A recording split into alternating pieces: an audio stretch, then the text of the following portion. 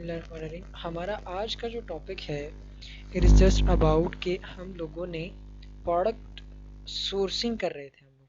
अब product sourcing के अंदर हमने काफ़ी सारी चीज़ें कवर कर ली। अब पहले पेज के ऊपर मैं आप लोगों को ले आया हूँ जहाँ से हम लोगों ने स्टार्ट किया था।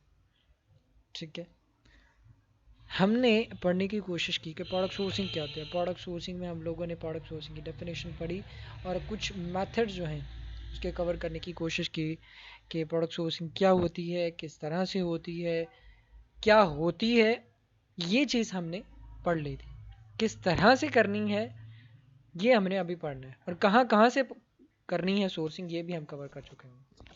ठीक है, जब भी किसी चीज़ को सोचने की कोशिश किया करें ना, सो तीन पर्सपेक्टिव से सोचने की कोशिश किया करें कि ये चीज़ क्या है, क्यों है और कैसे है। ये तीन चीज़ों का अगर आप लोगों को आंसर मिल जाता है, so the problem has been resolve. आप लोगों का आधे से ज़्यादा मसला हल हो जाता है, सॉल्व हो जाता है। ठीक है, हमने प्रोडक्ट सोर्सिंग को पढ़ लिया। अब इसमें हमने प्रोडक्ट सोर्सिंग की डेफिनेशन पढ़ ली कि प्रोडक्ट सोर्सिंग होती क्या है, ये पढ़ लिया। कैसे होती है ये पढ़ना है, कहाँ कहाँ से होती है ये भी पढ़ लिया। अब कैसे करना है वो ऑब्वियसली लास्ट स्टेप है। पहले हमें पता होना चाहिए कि प्रोडक्ट सोर्सिंग होती क्या है, कहाँ कहाँ से कर सकते हैं। अब कहाँ कहाँ से कर सकते हैं वो हमें पता चल गया, अब कहाँ कहाँ से कैसे कर सकते हैं ये हमने पढ़ना है। ठीक हो गया। अब उन चीज़ों से पहले कि कैसे कर सकते हैं वहाँ तक पहुँचने से पहले दो स्टेप है। अब हमें उन दोनों से गुजरना है, विच इज़ मोस्ट इम्पॉर्टेंट। बहुत बहुत बहुत ज़्यादा इम्पॉर्टेंट है ये दोनों चीज़ें। अगर आप लोग कंपेटिटर एनालिसिस सही नहीं करते आप लोग फेल हैं। अगर कंपेटिटर सिलेक्शन गलत हो जाती है फिर भी आप लोग फेल हैं। मतलब प्रोडक्ट सोर्सिंग प्राइवेट लेबल के अंदर आप लोगों को हर एक स्टेप के ऊपर मोहतात रहना पड़ता है। हर एक स्टेप के ऊपर आप लोगों को कदम, वो जिसको कहते हैं ना, फूंक फूंक के रखना पड़ता है। वही वाला हाल प्राइवेट लेवल के अंदर होता है। अभी रिसेंटली सनी भाई ने अपने एक्सट्रीम कॉमर्स के अंदर जो उनका नया सक्सेस और फेलियर रेट है उन्होंने वो लोगों के सामने रखा कि भाई साहब अगर आपने हमारे साथ काम करना है, this is our success rate and this is our failure rate. इसकी बेसिस के ऊपर if you want to choose us to do work in to the market तो हम लोग हाजिर हैं। ठीक है, क्या है कि उन्होंने अपनी पहले कंपेटिटर एनालिसिस की, कंपेटिटर सिलेक्शन की, फिर उसके साथ compete करने के लिए, मार्केट के अंदर स्टैंड करने के लिए उन्होंने कुछ क्राइटेरियाज बनाए, जिन क्राइटेरियाज की बेसिस के ऊपर वो पूरा साल काम करते हैं। ठीक हो गया। इसी तरह हम कर रहे हैं। हमने पहले पढ़ा जिस तरह से सनी भाई वालों ने किया होगा कि ई कॉमर्स फील्ड क्या होती है, पहले वो चीज़ डिफाइन की, मतलब प्रोडक्ट सोर्सिंग क्या होती है ये चीज़ डिफाइन कर ली। अब उसके बाद कि हमारा कंपेटिटर कौन है ये सेलेक्ट किया, कौन हो सकता है कौन है, we will not discuss about, वो बात कहीं और चली जाएगी।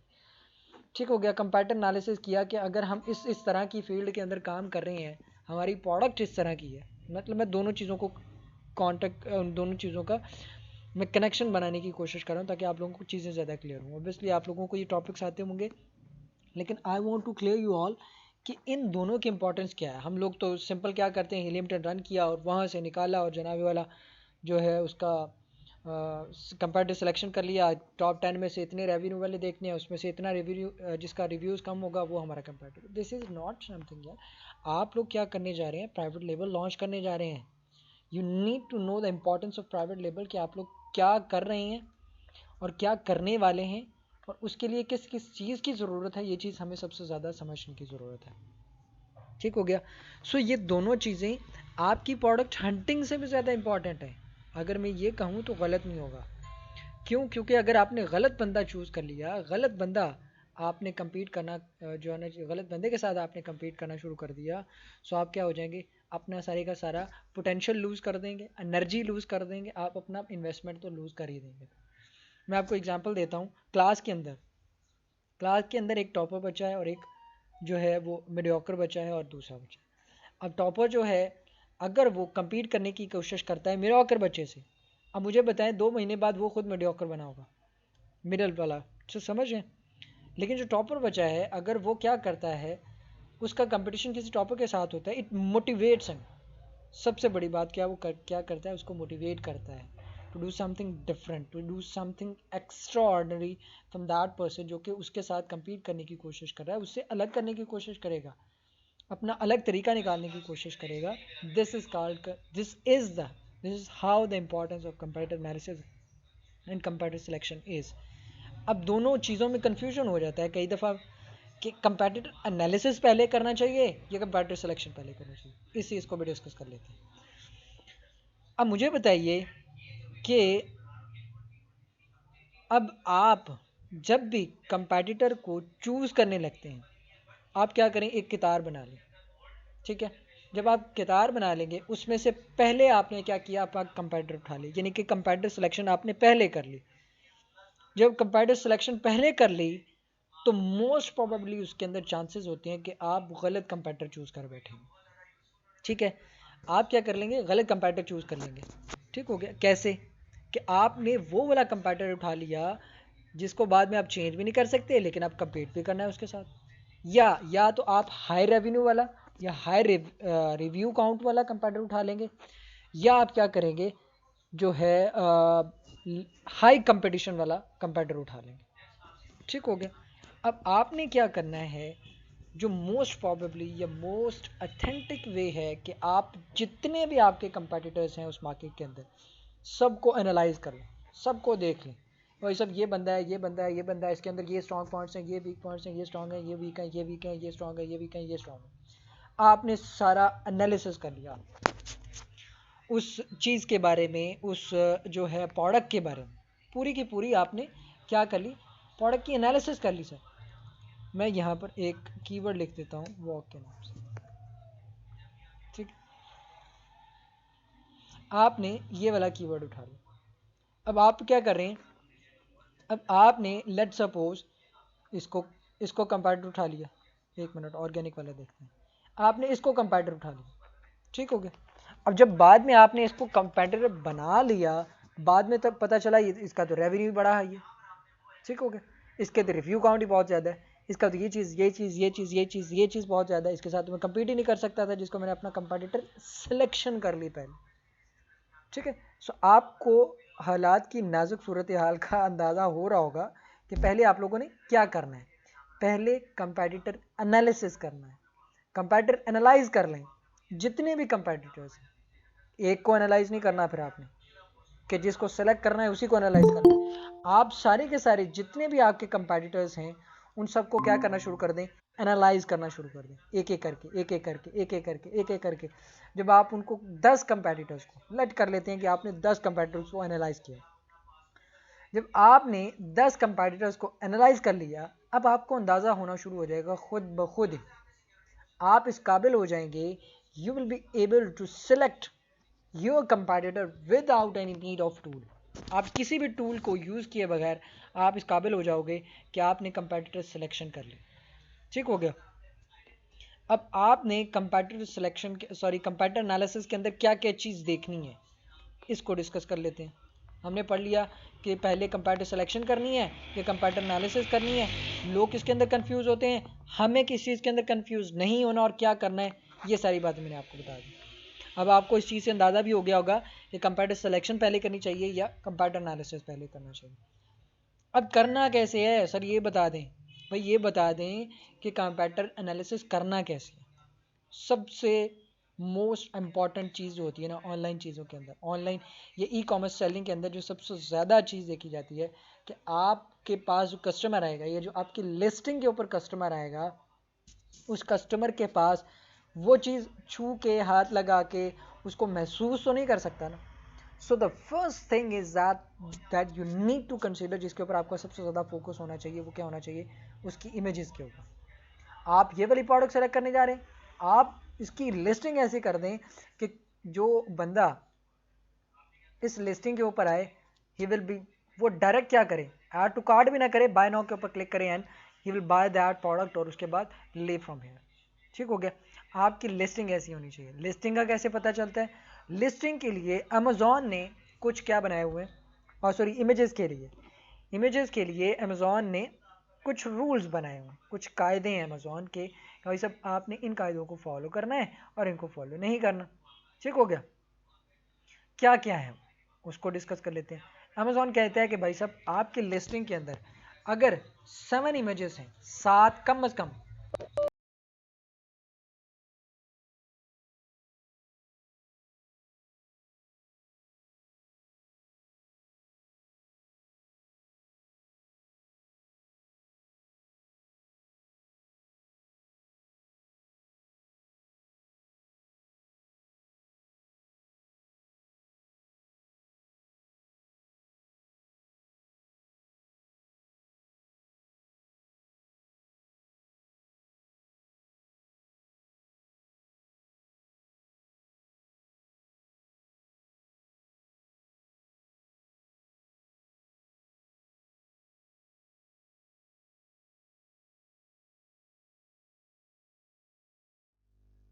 ठीक है, लेट्स जस्ट कंटिन्यू। ठीक है, अब हम लोग क्या कर रहे थे, वी वर डिस्कसिंग अबाउट कि भाई साहब जो आप ऑनलाइन के लिस्टिंग कर रहे होते हैं उसमें आप कस्टमर को नहीं दिखा सकते, आप कस्टमर को शो नहीं कर सकते कि ये प्रोडक्ट हमारा ऐसा है ऐसा है ऐसा, because the customer can not touch that product जो कि आपकी लिस्टिंग के ऊपर मौजूद है। सो फिर क्या होना चाहिए, आपकी लिस्टिंग आई कैचिंग होनी चाहिए, अट्रैक्टिव होनी चाहिए कि उस कस्टमर को आपकी लिस्टिंग के ऊपर आने का दिल करे।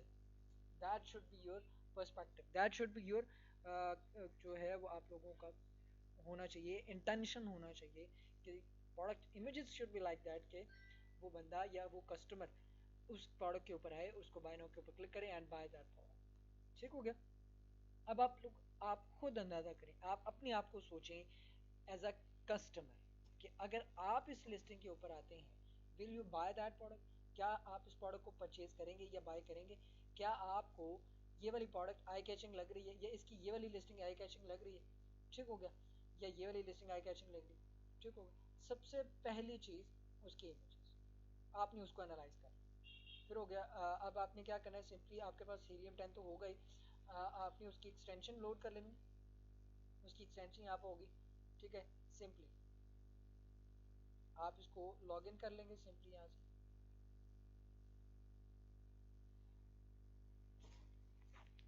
ओके, ये आपकी लिस्टिंग होती है। तो यहाँ पर क्या होता है, हीलियम 10 के थ्रू आप लोगों का वो जो, एक मिनट, ठीक है, आप लोगों का सिंपली क्या होता है, जब आप लोग उसको लॉग इन कर लेते हैं ना, तो यहाँ पर उसकी लिस्टिंग के ऊपर यहाँ पर वो आपको लिस्टिंग का LQS दिखाना शुरू कर देता है। अगर आप उसको जो है जंगल स्काउट का ऐड करते हैं तो LQS शो करता है, लिस्टिंग क्वालिटी हेल्थ या लिस्टिंग क्वालिटी जो है उसकी दिखाता है आपको अमेजोन के ऊपर। अगर वो नहीं है तो आपको क्या दिखा देता है वो, हीलियम 10 के ऊपर इसकी लिस्टिंग की हेल्थ आप लोगों को यहाँ पर नजर आ जाती है। ट्राई माय बेस्ट कि वो लोड हो जाए।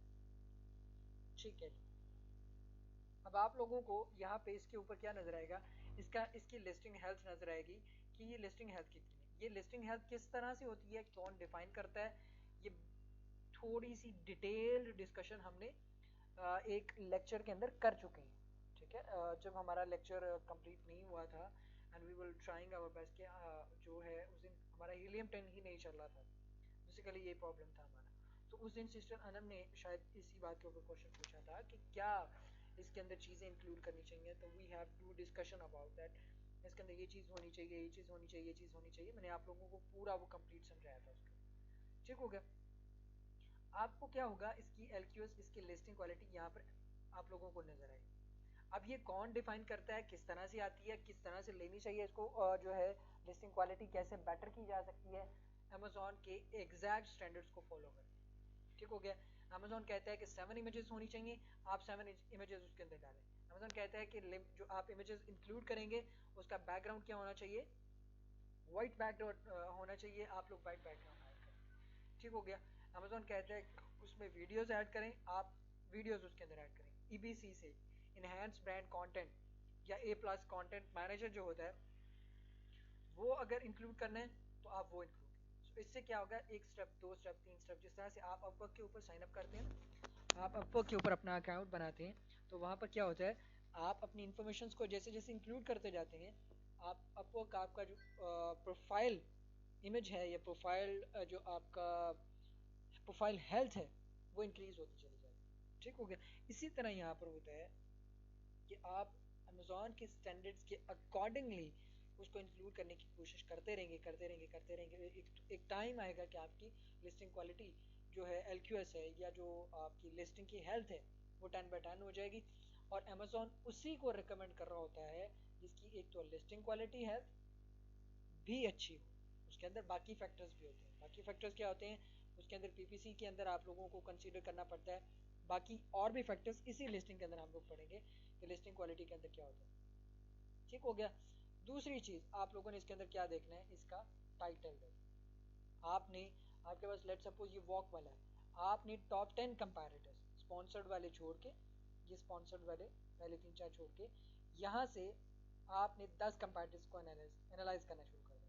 10 कंपैरेटर्स की लिस्टिंग को ओपन कर लेना है, उनको एनालाइज करना स्टार्ट कर देना। ये चीज़ें हम लोग किसके अंदर करेंगे? ये चीज़ें हम PPC के अंदर भी पढ़ेंगे। PPC जब हम पढ़ेंगे पे पर क्लिक या लिस्टिंग ऑप्टिमाइजेशन जब आप लोगों को सिखाऊंगा तो वहाँ पर भी हम लोग करेंगे इसको कर रहे होंगे। लिस्टिंग कंटेंट राइटिंग के नाम से हमारा टॉपिक होगा जिसके अंदर मैं आप लोगों को टाइटल बनाना सिखाऊंगा, जिसमें मैं आप लोगों को जो है कैसा टाइटल होना चाहिए जो कि विनिंग टाइटल होगा, और उसके अंदर रिच कंटेंट कितना डालना है, हाई सर्च वॉल्यूम कीवर्ड्स होने भी चाहिए नहीं होने चाहिए, अगर होने चाहिए तो हमने टाइटल के अंदर कितने सर्च कीवर्ड्स डालने हैं, high search volume keywords include करने हैं, और उसके बाद अपने बुलेट पॉइंट्स के अंदर और डिस्क्रिप्शन के अंदर कितने कितने हमने जो है हर बुलेट पॉइंट के अंदर कितने कैरेक्टर्स होने चाहिए, कितनी चीज़ें, ये सारी चीज़ें हम वहाँ पर डिस्कस करेंगे इंशाल्लाह डिटेल। थोड़ी बहुत डिस्कशन हम लोग पहले भी कर चुके हुए हैं। टाइटल के अंदर कितने कैरेक्टर्स होने चाहिए, बुलेट पॉइंट्स के अंदर कितने कैरेक्टर्स होने चाहिए, बुलेट पॉइंट कितने होने चाहिए, और हर एक बुलेट पॉइंट के अंदर कितने कैरेक्टर्स होने चाहिए, डिस्क्रिप्शन के अंदर कितने कैरेक्टर्स होने चाहिए, थोड़ी बहुत डिस्कशन हम लोग पहले कर चुके हैं। ठीक हो गया। सो आपने इसी तरह क्या करना है इसके एक तो टाइटल को डिफाइन, सबसे पहले इमेजेस, दूसरे नंबर पे टाइटल, तीसरे नंबर पे आप लोगों ने इसकी बुलेट पॉइंट्स, और फिर आ जाना है इसकी डिस्क्रिप्शन के ऊपर। अगर इसका A+ कंटेंट है या EBC कंटेंट है तो उसको बेहतरीन करें, मतलब उसको रीड करना शुरू कर दें एक ही तरह से। मतलब आपने 10 लिस्टिंग ओपन की, उनकी लिस्टिंग को ओपन करना शुरू कर दें। इससे क्या करें, आप कंपैरेटर एनालिसिस कर रहे हैं। एक तो यहाँ पर आप लोगों को क्या होगा, इसकी कंपैरेटर एनालिसिस कर रहे होंगे, यहाँ से आप लोगों को फायदा होगा, मेन फायदा आप लोगों को उसको कहाँ पर जाके होगा, लिस्टिंग ऑप्टिमाइजेशन के अंदर। क्यों?